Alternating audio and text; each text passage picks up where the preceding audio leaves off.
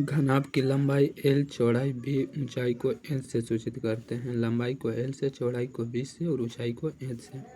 घनाभ का आयतन लंबाई गुने चौड़ाई गुने ऊंचाई, इसे शॉर्ट में LBH लिखेंगे।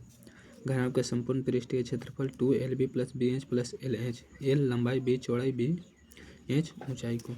घनाभ के वक्र पृष्ठीय क्षेत्रफल तो 2L + B गुने H हो जाएगा। 2L + B गुने H। घनाभ के विकर्ण रूट अंदर L² + BX² + H² के अंदर रूट। घन का आयतन भुजा क्यों, घन का विकर्ण √3 गुने भुजा। घन का संपूर्ण पृष्ठीय क्षेत्रफल तो घन का संपूर्ण पृष्ठीय क्षेत्रफल क्या होगा, 6 गुने भुजा x²। घन का वक्र पृष्ठीय क्षेत्रफल 4 गुने भुजा x²। बेलन का आयतन πr²h। बेलन का वक्र पृष्ठीय क्षेत्रफल 2πrh। बेलन के संपूर्ण पृष्ठीय क्षेत्रफल 2πr × r + h। शंकु का आयतन 1/3 πr²h। शंकु का वक्र पृष्ठीय क्षेत्रफल πrl। शंकु के वक्र पृष्ठीय क्षेत्रफल πrl। शंकु के संपूर्ण पृष्ठीय क्षेत्रफल तो πl × r + l, πr × r + l। शंकु का संपूर्ण पृष्ठीय क्षेत्रफल πr × r + l। शंकु के छेना का आयतन 1/3 πh r1 + r2 + r1 गुने r2। शंकु के छेना का वक्र पृष्ठीय क्षेत्रफल तो 1/3 πl r1 + r2। शंकु के छेना का संपूर्ण पृष्ठीय क्षेत्रफल तो 1/3 πl r1 + r2 + π r1 के x² + r2 के x²।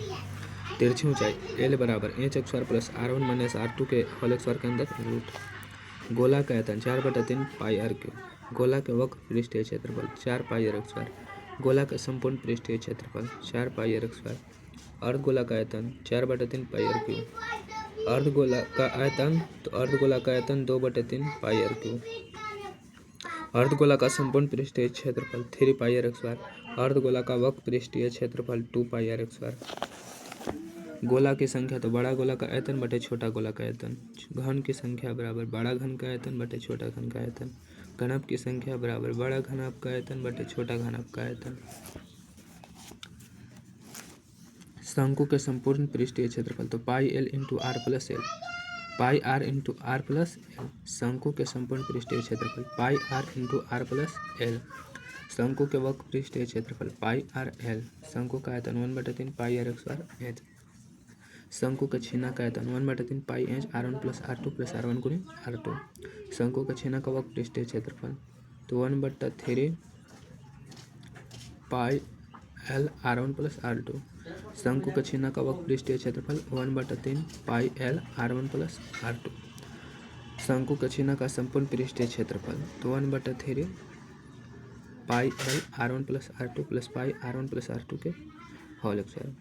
तिरछी ऊंचाई h² + r1 के x² - r2 के x² के अंदर रूट।